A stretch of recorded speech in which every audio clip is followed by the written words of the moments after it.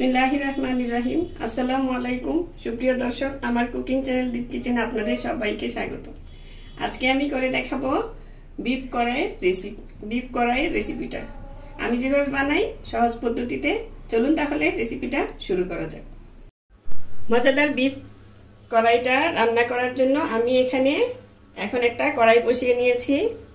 চেষ্টা করবেন কড়াইতে রান্না করার, যেহেতু কড়াই গোশত। এখন এখানে দিয়ে দিয়েছি हाफ कप तेल, একটু বেশি তেল লাগে এই রান্নাটাতে।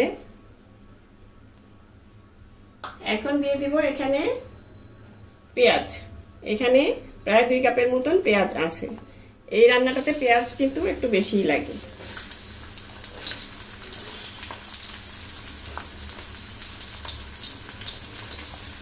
পেঁয়াজটা দিয়ে আর এখানে দিয়ে দিচ্ছি প্রায় 1/4 কাপ রসুন কুচি। আপনারা রসুন বাটাটাও দিতে পারেন, আমি রসুন কুচিটা দিলাম। এখন এগুলোকে হালকা একটু ভেজে নিতে হবে, মানে বেরেস্তার মতন না, হালকা একটু সাদাতে কালারটা একটু চেঞ্জ হয়ে আসলে এটা হয়ে যাবে।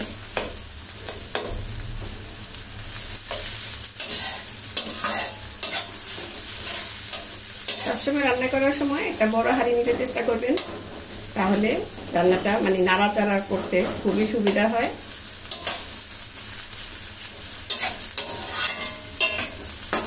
এখন এটা পেঁয়াজটা আমি কালারটা চেঞ্জ হওয়া পর্যন্ত আমি ভেজে নিব।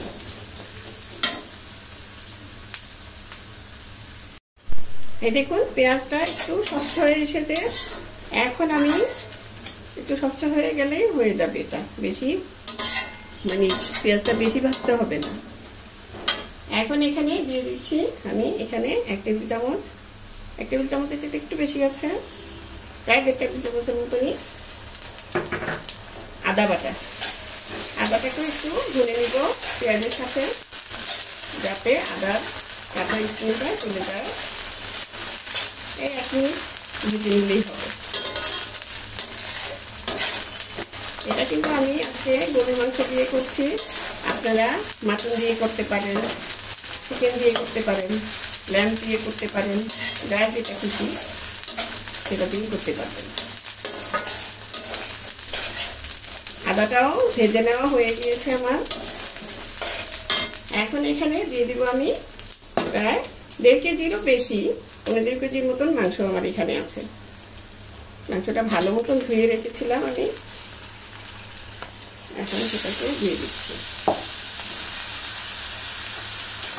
এখানে হাড় চর্বি সহ সব মাংসই আপনারা রেখে রাখবেন। এই মাংসতে চর্বিটা বেশি হলে আরো ভালোই লাগে। এখন এই পেঁয়াজ রসুন আদা সাথে মাংসটাকে আমি প্রায় 10 মিনিটের মতন ভুনে নিব। এই ভুনাটার মধ্যেই কিন্তু মাংসের টেস্টটা আরো বেশি বেড়ে যায়। একদম ভালো করে আঁচটা থাকবে মিডিয়াম আঁচে, চুলার আঁচটা মিডিয়াম আঁচে রেখে তারপরে ভেজে নেবেন। এখন আমি লবণ দিব না, কারণ লবণ দিলে পানিটা ছেড়ে যাবে, মাংসটা ভাজা হবে না। এটা ঢাকতেও হবে না, এখন এইভাবে ভেজে নিলেই হবে, নেড়ে চেড়ে ভেজে নিতে হবে।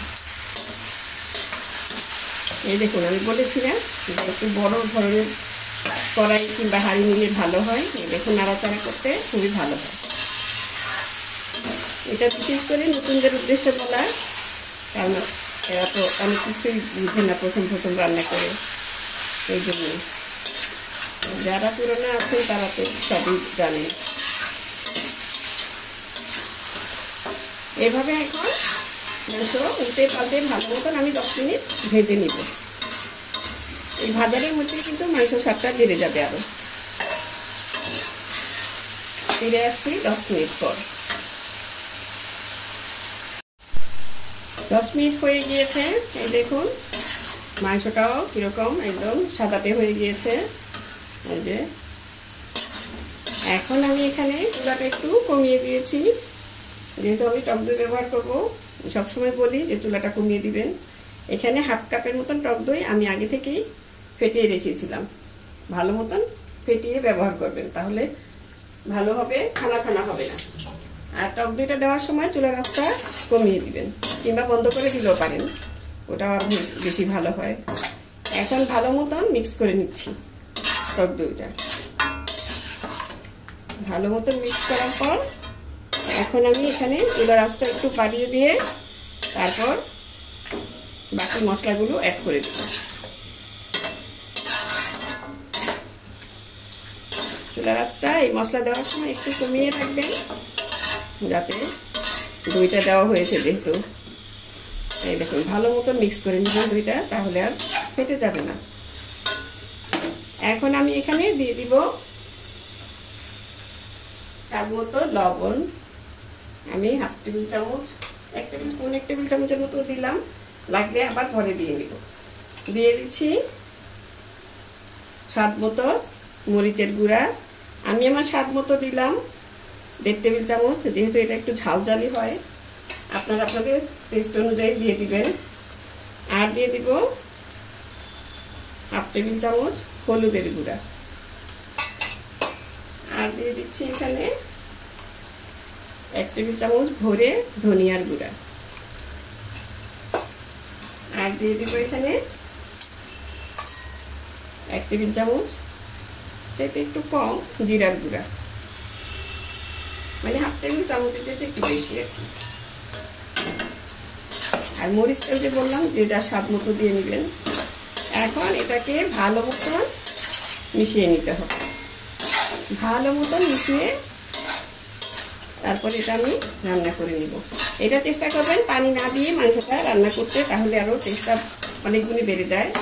তবে মাংসতে যদি প্রকার ভেবে মাংস সিদ্ধ হতে দেরি হতে পারে, কিংবা অনেক সময় কোরবানির মাংস সিদ্ধে থাকলে সেটাও শক্ত হয়ে যায়, তাহলে আপনাদের বীজটা যদি শক্ত থাকে তাহলে পানি দিয়ে, অল্প পানি দিয়ে সেটা নিতে পারেন সিদ্ধ করে, সিদ্ধ হওয়ার জন্য।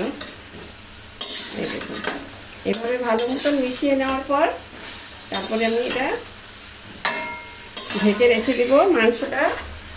আর এখানে দেওয়ার আগে আরেকটা জিনিস অ্যাড করতে হবে, সেটা হচ্ছে টমেটো। এই রান্নাতে কিন্তু টমেটো স্কিপ করা যাবে না, এটা দিতেই হবে। এখানে আমি 4টা টমেটো স্কিনটা ফেলে দিয়ে তারপর টুকরো করে নিয়েছি। এটাতে একটু বেশি টমেটো লাগে, তবে আপনাদের টেস্ট অনুযায়ী কমিয়ে দিতে পারেন, কিন্তু টমেটোটা এই রান্নায় বেশি লাগে। এখন এটার সাথে মিশিয়ে ভালো মতন তারপর আমি ঢেকে 1 ঘন্টা, মানে যতক্ষণ না মাংসটা সিদ্ধ হচ্ছে, ওই তো 1 ঘন্টাও লাগতে পারে, আবার এর কমও লাগতে পারে। সেটা ওই যে বললাম আপনাদের মাংসের প্রকার অনুযায়ী থাকবে সময়টা। চুলার তাপের ইয়াটাও অনেক সময় এক একজনের এক এক রকম থাকে।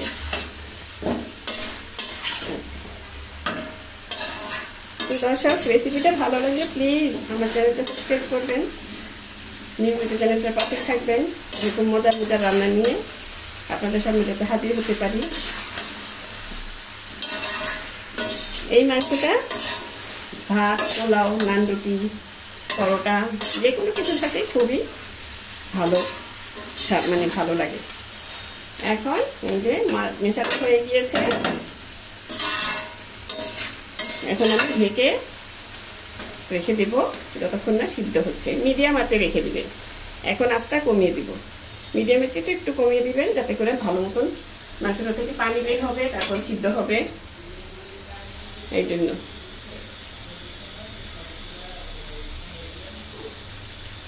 ফিরে আসছি যতক্ষণ না মাংসটা সিদ্ধ হচ্ছে। ফিরে এলাম প্রায় 1 ঘন্টা পর। এই দেখুন বিফটা আমার সিদ্ধ হয়ে গেছে, আমি চেক করে নিয়েছি। এখন আমি এখানে দিয়ে দিব 1/2 চা চামচ গরম মশলার গুঁড়া। এই গরম মশলাটা দিয়ে এখন ভালো মতো নেড়ে চেড়ে মিশিয়ে, এখন আর ঢাকনা দেওয়া লাগবে না। এখন জাস্ট বিফটাকে ভালো মতন কষিয়ে নিতে হবে আরো 20 মিনিটের মতন। তাহলে আমি ফিরে আসছি 20 মিনিট পর। এই দেখুন এই মাঝখানে কিন্তু আমি, এই 1 ঘন্টার মাঝখানে কিন্তু আমি কয়েকবার ঢাকনা উঠিয়ে নেড়ে চেড়ে দিয়েছি, না হলে কিন্তু বিফটা লেগে যাবে। এই যে এখন আমি ফিরে আসছি আবার 20 মিনিট পর। ফিরে এলাম 20 মিনিট পর। এই দেখুন কালারটা কত সুন্দর এসেছে। এখন আমি এখানে দিয়ে দিব ধনিয়া পাতা, প্রায় হাফ কাপের মতন। আর দিয়ে দিব প্রায় 10-12টার মতন কাঁচামরিচ। এটা আস্ত দিয়েছি, এটা যদি ভেঙে দেন তাহলে কিন্তু ঝালটা ছড়াবে। আর দিয়ে দিচ্ছি এখানে 1 চা চামচ লেবুর রস। আর দিয়ে দিব এখানে কিছুটা আদা কুচি। এখন এই পর্যায়ে আঁচটা কিন্তু ছিল মিডিয়ামে, এখন আমি বাড়িয়ে দিচ্ছি। বাড়িয়ে দিয়ে এখন নেড়ে চেড়ে আর 5 মিনিট ভালো মতন মিক্স করে তারপর আমি এটা নামিয়ে আপনাদের সার্ভ করে দেখিয়ে দিব। দেখুন কত সহজে রান্নাটা হয়ে গেল। অথচ এটা রেস্টুরেন্টে খেতে যান চড়া দামে খেতে হবে। এই দেখুন সহজে বানিয়ে নেবেন আর কমেন্ট করে জানাবেন কেমন লাগলো আপনাদের। আমার এই রেসিপি ফলো করে একবার বানিয়ে দেখবেন, আশা করি আপনাদেরও ভালো লাগবে। এখন আমি এটা নামিয়ে সার্ভ করে আপনাদের দেখাচ্ছি। 5 মিনিট পর আমি নামিয়ে নিয়েছি, নামিয়ে সার্ভ করে নিয়েছি। এখন আমি এখানে দিয়ে দিব উপর দিয়ে কিছু গার্নিশ করে দিলাম ধনিয়া পাতা আর দিয়ে দিলাম আদা কুচি। এটা দেখার সৌন্দর্যের জন্য দিলে ভালো হয়, না দিলে অসুবিধা নেই। তো হয়ে গেল আমার অতি সুস্বাদু বিফ কড়াই।